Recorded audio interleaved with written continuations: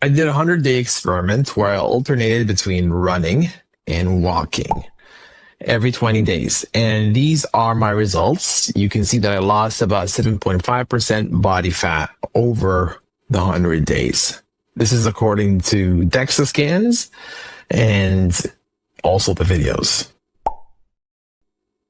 This is also me, 90 days apart, at one time point in my life, out of the 10 years where I was just running for fat loss. That was the wrong choice. This video is for that part of me that loves running, the old person, or the old version of me, but also the old person, so the future version of me in case I ever get confused about fat loss, and, you know, for anybody else that has that same mindset. Gosh. All right, whatever. Okay, so you used to run a lot, right? 30 minutes every session, 40 minutes every session, 3 times a week, whatever. And, you know, you were doing it for fun, but also for fat loss. And when you looked at the weight scale, your weight never dropped, and you rationalized it as body recomposition. So losing fat, gaining muscle, that's what you said. So you started taking photos, and when you couldn't see photos, or you couldn't see improvement in the photos, you said that it just took a lot of time, like that was expected. Well, you were wrong, and I'm gonna prove it to you now. So you gotta start walking if you want fat loss. Everybody's told you to do that. You gotta stop being creative, or stop trying to be creative. Try what everybody says works first. Actually measure yourself, not photos. Photos allow you to cheat by flexing. Take actual videos to measure yourself. And only if that doesn't work, then you could try to be creative. But make sure you've properly measured everything. If you think you're different, you're not. I just did that experiment. I gave walking a fair shot, and I gave running a fair shot.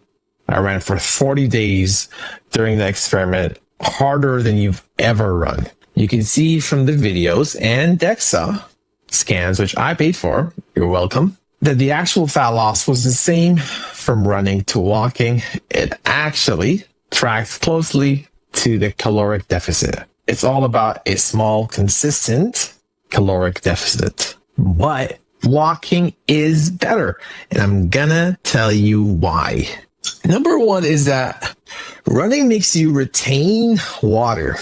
And this leads to confusing results on the weight scale, and that discourages you. You need to have clear data telling you about your progress. Specifically during the experiment, the weight scale only showed drops during the walking phases. During the running phases, the weight was constant. Number two is that after losing about 3% body fat, your appetite got way too high. It started disturbing your sleep, and to be able to get to sleep, you ate more and made up for it by walking.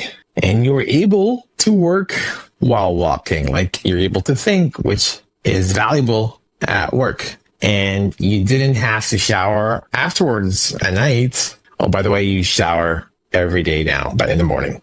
Number 3 is you refuse to admit this. I think you still will refuse to admit this, but it turns out that running does actually drain a bit of your energy. It only affected your weightlifting a bit. Like there weren't drops, even though you were on a deficit, but there were strength plateaus, and that were more obvious during the later part of the running phases. So 5 days after the running phase starts, there were no gains.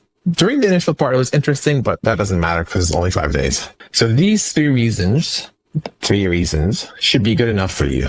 Everything else you've already heard from everybody else. So that was for the old me. If you found this helpful and you want the raw data from this experiment, sign up for the email list. I have weight data, DEXA scans, testosterone, cholesterol, and cortisol. All of these are relevant for the experiment, except cholesterol, that was for personal reasons, or it was for a different experiment.